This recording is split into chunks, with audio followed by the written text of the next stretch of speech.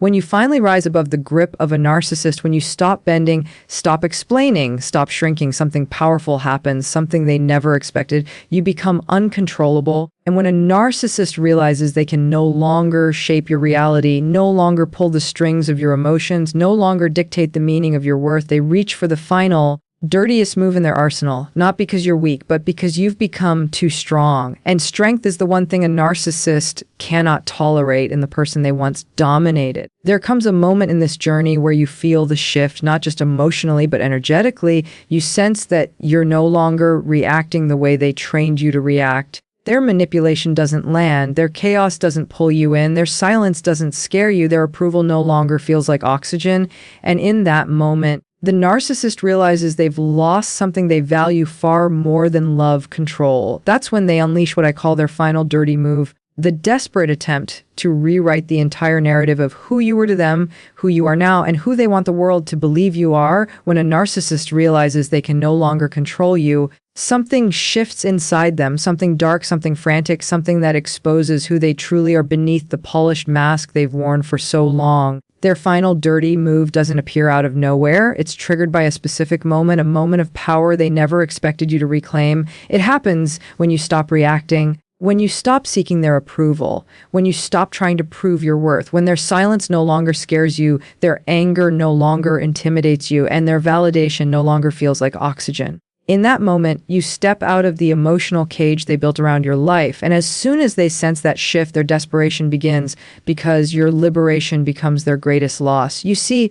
narcissists thrive on control, not love, not connection, not partnership, but control. Your emotions were their playground, your insecurities were their leverage, your empathy was their power source. And as long as you reacted, defended, explained, justified, or chased clarity, they felt superior. But the moment you detach, the moment you see the manipulation for what it is, the moment you stop feeding their ego with your pain or your hope, they panic. Control is the oxygen of a narcissist, and you learning to breathe on your own suffocates them. Their final move is not random. It is instinctive. When control slips from their fingers, they don't self-reflect, they don't take responsibility, and they don't grow. Instead, they attack the very foundation of your self-worth. They fear your awakening. They fear your empowerment. They fear the version of you who sees through the illusions they spent years constructing. And because they can't pull you back through manipulation anymore, they begin a full psychological offensive, not because you're weak, but because you've become powerful. The heartbreaking reality is that many people misunderstand this stage. They think the narcissist's final move is about hatred or revenge.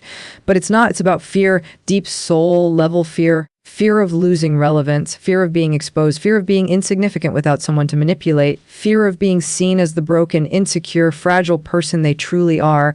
You walking away threatens their entire identity because without control, they have nothing. Without dominance, they don't know who they are. And losing control over someone they once dominated feels like a personal attack on their ego. That's why their final move is always extreme. It's designed to push you back into emotional chaos. Because chaos is where they controlled you best. If they can make you react, defend yourself, argue with them, or question your own reality again, then in their mind, they've regained control. They're not looking for love or reconciliation, they're looking for access to your mind again. And if they can trigger old wounds, they believe they can reopen old doors. So when they sense you slipping away, they reach for the most brutal tactic they have, rewriting the narrative. They try to destroy your credibility. They try to twist your memories. They pretend you were the unstable one, the dramatic one. The problem, they minimize your importance, invalidate your experiences, or suddenly act like you never mattered. Not because it's true, but because they need you to feel small again. Small people are easy to control. Empowered people are not. But what you must understand, the most important truth in this entire transformation is that their final move is not a sign of your weakness. It is evidence of your strength. They don't panic when they lose a weak person. They panic when the person they once underestimated becomes aware of their own value. They panic when their manipulation stops working. They panic when their old tools, guilt, fear, silence, anger, charm fail to pull you back in. That panic is the signal that you've stepped into a level of self-worth they never thought you'd reach. You breaking free is the ultimate defeat to a narcissist because it proves their illusion wasn't strong enough. Their psychological hold wasn't permanent. Their version of you was never real. And the moment you choose yourself over their manipulation, you destroy the power they built their identity on. Their final dirty move is simply confirmation that your liberation is real. It confirms that you have awakened. It confirms that you are no longer a character in their script. It confirms that they cannot shape your reality anymore. And most importantly, it confirms that you have stepped into a place of strength they never believed you could stand in. So when they launch their final attack, understand this, it is not the sign of your downfall. It is the proof of your rise. Their desperation is your validation. Their panic is your victory. Their loss of control is your moment of reclaiming everything they tried to take from you. Your identity, your confidence, your voice, your truth. This is the beginning of your freedom, not the end of your fight. When a narcissist realizes they've lost control over you, they don't simply accept it and move on. They don't reflect on their behavior. They don't apologize from the heart, and they certainly don't grow into better versions of themselves. Instead, they go straight to one of the darkest tactics in their psychological playbook, rewriting the story of who you were to them, who you are without them, and who they want the world to believe you are. This rewriting is not casual, it is calculated. It is their desperate way of regaining the power you stepped away from, and it becomes the center of their final attempt to pull you back into their emotional maze. This rewriting of history begins quietly. At first, it shows up as subtle revisions, small shifts in how they talk about the past. They might downplay your importance in their life, pretending you were never as valuable as you actually were. They'll act as if the memories you cherish or the sacrifices you made didn't matter at all. This is not because those things weren't meaningful, but because acknowledging them would give you power. A narcissist does not want to remember your strength, your loyalty, or your love. They want to erase those truths so they can paint the story in a way that places them above you and keeps you beneath them. When you refuse to accept their version of the past, they move to the next level, creating a narrative where everything wrong in the relationship becomes your fault. They can't stand the thought of being responsible for pain, failure, or harm, so they shift the blame onto you. Suddenly, the times they neglected you become times you were too demanding. The times they lied become times you misunderstood.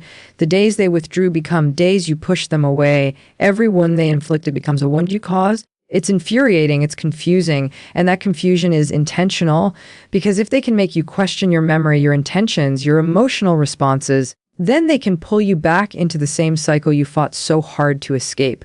But the most dangerous part of this rewritten narrative isn't the part they tell you, it's the part they tell others. When charm no longer works on you, they use it on the outside world. They become sweet, calm, gentle, composed, everything they rarely were with you. And in this polished version of themselves, they craft stories that make them the victim and you the villain. They'll claim they tried everything, that they were loyal, patient, and kind, but you were unstable, selfish, or unreasonable. They create this narrative not because it's true, but because it protects their image and isolates you emotionally. If they can control how others see you, they believe they can still control how you see yourself. This is why they sometimes come back acting overly sweet, overly apologetic, overly loving. They do not return to heal the relationship, they return to emotionally disarm you.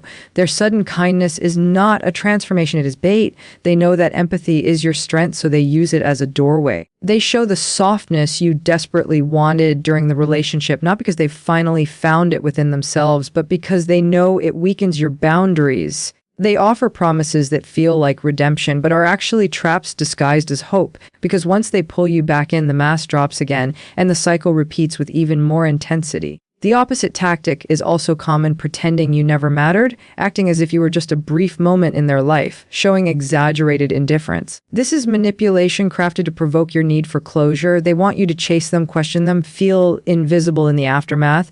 If they can make you feel disposable, they can make you doubt your decision to leave. But understand this clearly: the more they minimize you, the more they reveal how threatened they feel by your strength. If you truly meant nothing, they wouldn't rewrite anything at all. They wouldn't react, attack, diminish, or distort. People don't rewrite stories they don't care about. This tactic of rewriting your identity and the history you shared is meant to destabilize you. It's meant to confuse your heart, cloud your memory, shake your confidence, and make you question your truth. Because the narcissist knows something very important: if you stay connected to your truth, they can never regain control. Your clarity is their downfall. Your awareness is their defeat. But the powerful part is this: the very moment they attempt to rewrite the story is the moment you know you've broken free. They only rewrite what they can no longer influence. They only smear what they no longer own. They only distort what they no longer control. Your distance threatens them. Your silence exposes them. Your healing unmasks them. Their final tactic, rewriting who you were, who you are, and what happened between you, is not a sign of your weakness.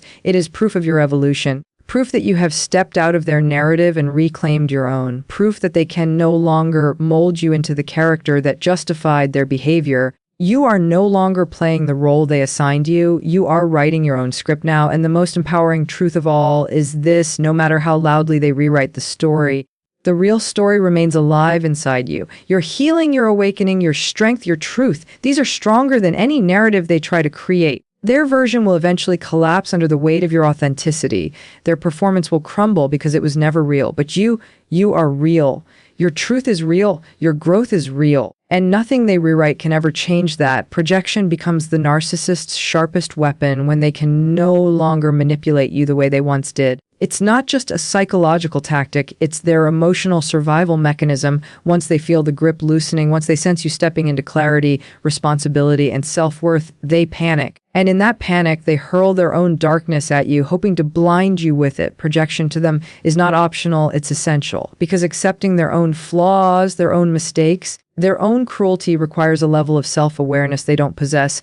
So instead, they take every part of themselves they refuse to face and place it onto you, insisting that you are the one who embodies everything they actually are. This tactic begins subtly, long before the relationship ends. You may notice how quickly they shift blame, how effortlessly they turn a conversation upside down, how they make you feel responsible for the consequences of their own actions. If they lie, they'll accuse you of dishonesty. If they're selfish, they'll call you self-centered. If they hide things, they'll claim you keep secrets. If they're emotionally distant, they'll insist you're the one who's never available. In their world, accountability is a threat and projection is a shield. But while the relationship is active, your empathy and confusion often soften the blow. You try to understand, you try to reason, you try to communicate. You give explanations they never asked for, apologies they never deserved. But the moment you wake up from this emotional haze, the moment you start seeing the pattern, the projection intensifies. Because clarity is the one thing they cannot control. They rely on fog, uncertainty, and emotional exhaustion to keep you molded to their version of reality. When your clarity grows, their fear grows with it. And that fear pushes them to project even harder. Suddenly, you become dramatic simply for expressing pain. You become cold simply for setting boundaries. You become ungrateful simply because you stop tolerating disrespect. They twist every healthy step you take into evidence of your supposed flaws. This is not by accident. Projection serves a dual purpose for the narcissist. First, it protects their fragile ego. Blaming you means they never have to confront the truth of who they are. They don't have to look at the wreckage of their own behavior. They don't have to face the loneliness, the emptiness, the insecurity they bury under arrogance. Second, projection destabilizes you emotionally. If they can make you defend yourself, question yourself, or doubt your intentions, then they can regain control. A confused mind is easier to manipulate than a confident one. And when they lose access to your emotions, when you no longer react the way they expect, their projections become even more extreme. They start assigning identities to you that don't belong to you. They'll paint you as the villain in stories where they were the aggressor. They'll tell others how toxic you were while conveniently leaving out their cruelty. They'll accuse you of abandonment when they were the ones who emotionally disappeared long before you walked away. Every accusation they throw is a confession of their own behavior. But they can't stand the mirror, so they make you hold it. What hurts most is that projection often comes after you've given them your best, after you've loved, deeply cared sincerely, and supported them through storms they created. And yet, instead of gratitude, you face blame. Instead of acknowledgement, you face distortion. Instead of closure, you face character assassination. This is what makes projection feel so personal, even though it never was. It's not about you, it's about their inability to face the truth. But here's the powerful part. The moment you see projection clearly, it loses its power. The moment you recognize that their accusations are reflections of themselves, not you, something inside you shifts. You stop defending yourself against lies. You stop internalizing their fears. You stop carrying the emotional weight that never belonged to you. And in that moment, You reclaim something they hoped you'd never find, your emotional clarity. Projection doesn't reveal who you are, it reveals who they are afraid to admit they've become. Their words are confessions disguised as criticism. Their accusations are admissions wrapped in denial. Their stories about you are mirrors reflecting their own wounded, unhealed self. And when you see this truth, you stop absorbing their chaos. Their projections fall flat because you are no longer the person who bends under their narrative. This understanding is freedom. It allows you to detach from their emotional storms. It allows you to walk away without guilt. It allows you to heal without carrying their shadows on your back. And it teaches you one of the most profound lessons of all, that someone projecting onto you does not define you. Your self-awareness, your intentions, your growth, your truth define you. The narcissist projects because they cannot introspect, they blame because they cannot heal, they accuse because they cannot accept, and in the end, their projection becomes the loudest evidence that you were right to walk away. It proves that the person you were dealing with never had the emotional maturity to meet you where you stood. But you, by recognizing projection for what it is, step into a higher level of strength, one that no accusation can touch. When a narcissist reaches the point where manipulation, charm, guilt, and emotional games no longer influence you, they do something drastic, something meant to break your spirit rather than win your heart. They turn to discrediting you. This is not a simple act of pettiness or immaturity. It is a calculated, fear-driven strategy designed to protect the one thing they value above anything else, their image. When you walk away with your truth, your clarity, and your dignity, you become a threat to the illusion they've built. A narcissist cannot allow you to walk out with the truth because the truth exposes them, and exposure is their greatest fear. So, when they can no longer control you privately, they try to control how others see you publicly. This smear campaign often begins quietly. At first, it may look like small comments slipped into conversations, subtle digs disguised as jokes, or innocent-sounding statements that hint at you being difficult, emotional, or unstable. But these seeds are planted with intention. Narcissists know that if they paint you a certain way before you speak your truth, your voice becomes easier to dismiss. They want people to doubt you before you even open your mouth. This is not a misunderstanding. It is a preemptive strike. As your independence grows and your silence begins to unsettle them, they escalate. They twist stories in ways that make them appear patient, loving, supportive, and victimized while you appear unpredictable, demanding, or cruel. They recount events where they were the aggressor, but retell them in a way that makes you look like the problem. They selectively share details that build sympathy for them and suspicion toward you. They perform sorrow, confusion, and heartbreak to anyone willing to listen, because they know that a convincing performance can overshadow the truth. Narcissists don't just seek control, they seek an audience. And in every story they tell, they are the star, while you are the antagonist. But the most painful part is that they often target people you trust, mutual friends, family, colleagues, or anyone whose opinion matters to you. They do this because they know how deeply isolation can weaken someone. If they can control the perceptions of the people around you,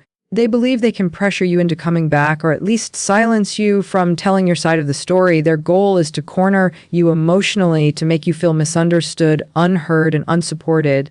They want you questioning yourself, questioning your memories, questioning your worth. This is not simply revenge. It is an attempt to reclaim the power they lost when you walked away. And if their smear campaign doesn't get the reaction they want, if you remain grounded, quiet, or unaffected, they become even more aggressive. They may invent stories out of thin air. They may accuse you of behaviors that never happened. They may call you things that describe themselves. They may turn your moments of vulnerability into stories of your instability.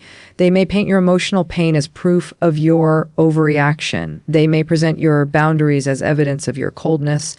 Every lie they tell is designed to strike at the heart of your identity, because they know that if they can make others question who you are, it might make you question yourself. But here is what they fail to understand. Lies echo loudly in the moment, but truth resonates far longer. When you stay consistent in your growth, your peace, your strength, and your stability, something powerful happens. People begin to notice the difference between their words and your reality. The narcissist stories lose their shine because they lack substance. Their performance loses impact because it lacks sincerity. Eventually, the very traits they try to project onto you reveal themselves in their own behavior. Narcissists can mimic many things: charm, confidence, empathy, but they cannot mimic authenticity. And over time, People recognize this. Your responsibility is not to chase the lies or correct every accusation. Your power lies in living your truth so fully that their narratives can't touch you. When you refuse to react, you take away the reward they crave. When you remain steady, their chaos becomes obvious. When you rise, their attempts to drag you down look desperate. Discrediting you isn't proof of your weakness. It's proof of your impact. They only try to destroy what they fear they can no longer influence. Your growth scares them. Your boundaries anger them. Your strength threatens them. And their smear campaign is their final, frantic attempt to regain significance in a life you've outgrown. What they underestimate is this truth doesn't need to shout. It doesn't need to defend itself loudly, it simply exists. And in time, it reveals everything. Narcissists burn through every lie they create because they cannot maintain consistency. But you have something much more powerful on your side: authenticity, resilience, clarity, and the strength of knowing who you are without their narrative shaping you. Their attempt to discredit you marks the end of their influence and the beginning of your liberation. It is the moment you realize that their words cannot define you, their lies cannot limit you, and their fear cannot hold you. You rise not by fighting them, but by refusing to shrink into the version they've invented. Their smear campaign becomes irrelevant the moment you choose to live in your truth, undisturbed by their distortion, and that is the moment you reclaim your story, your identity, and your power. There comes a moment in your healing when silence becomes your strength, a moment when the distance you create isn't fueled by fear, anger, or confusion, but by clarity. And this is the moment that terrifies a narcissist the most, because when you stop reacting, when you stop arguing, when you stop explaining yourself to someone who never intended to understand you, you dismantle the entire foundation of their power. Your silence is not avoidance, it is strategy. Your distance is not cruelty, it is self-respect. Your refusal to re-engage is not weakness, it is the highest form of emotional maturity. For so long, the narcissist learned your patterns. They studied your empathy, your patience, your need for closure, your desire to fix what felt broken. They learned how to pull you into arguments, how to make you defend yourself, how to trigger old wounds that made you question your worth. Every reaction you gave them, anger, confusion, frustration, explanations, fed their ego. It reaffirmed to them that they still had a grip on you. But when all of that stops, when you stop offering emotional access, they lose the nourishment their ego depended on. Narcissists don't crave love, they crave reaction. They crave the emotional energy that comes from controlling your mood, your day, your thoughts, your peace. When you withdraw that energy, you take back what they believed they owned. And that is why silence is powerful, because silence starves the manipulation. Silence ends the cycle. Silence signals a shift in you, one they never prepared for. To them, your silence feels like abandonment, even though they've abandoned you emotionally long before you ever walked away. To them, your distance feels like betrayal, even though they betrayed your trust countless times. They begin to panic because the emotional leash they used to pull no longer reaches you. And when they realize their words no longer sting and their absence no longer scares you, they try harder. They may provoke you. They may send messages designed to trigger old pain. They may pretend they've changed. They may insult you, guilt you, or suddenly fall apart in front of others, hoping to pull you back in. But when you remain unmoved, when you remain calm and grounded, their desperation grows. This is because silence exposes something they have spent their entire life trying to hide: irrelevance. You stop giving them emotional significance, and that destroys the pedestal they built for themselves. Without access to your emotions, they are forced to face their own emptiness. Without your reactions, they can no longer hide behind the narrative that you were the problem. Your silence reveals the truth. You were never the unstable one, the dramatic one, or the ungrateful one. You were simply someone who cared too deeply for someone who didn't know how to receive it. Your distance teaches them a lesson their ego cannot accept: that you can live without them, that your world continues, grows, expands even when there shrinks in your absence. They expected your silence to be temporary, a dramatic pause before you came back seeking comfort or closure. But when your silence becomes consistent, when your boundaries become firm, they begin to understand that they no longer have access to the version of you they used to manipulate. But this isn't just about how silence affects them. This is about how silence transforms you. Because in the quiet space where they no longer occupy your mind, you begin to hear your own voice again. You begin to rebuild the self-worth they chipped away at. You begin to recognize your needs, your dreams, your boundaries, your identity. Their chaos once drowned out your inner strength, but now In the peace they can no longer invade, you rediscover yourself. Your distance gives you emotional breathing room. It gives you perspective. It gives you power. You begin to see the manipulation without feeling it. You begin to see their patterns without stepping into them. You begin to see that healing doesn't require confrontation. It requires detachment. Your silence becomes your way of saying, I refuse to play a game that was never meant for my well-being. And here is the truth you must carry forward. Silence is not passive. It is active, intentional strength. It is you choosing not to participate in your own emotional destruction.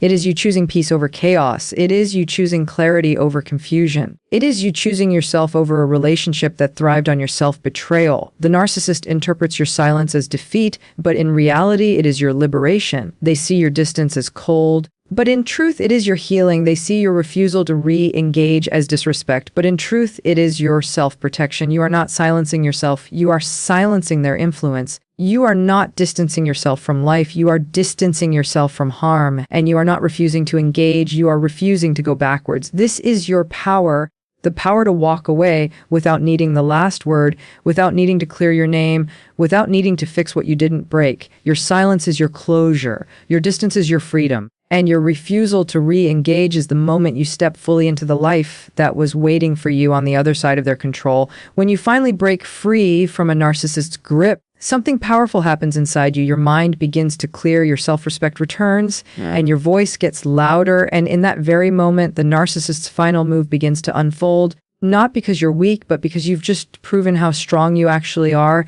Their last tactic is not proof of their power. It is evidence of their collapse. And the more you rise, the more their behavior exposes itself for what it truly is: desperation. This final move is not about you being controlled, but about them trying to stop you from realizing that you were never under their real power to begin with. What most people don't understand is that narcissistic control is built on illusions. It's built on convincing you that you need them, that you owe them, that they define you. So when you walk away mentally, emotionally, or physically, you shatter the illusion they worked so hard to build. That moment, when you finally say no more, is the moment they face the nightmare they never prepared for, a version of you they can't intimidate, can't guilt, can't manipulate.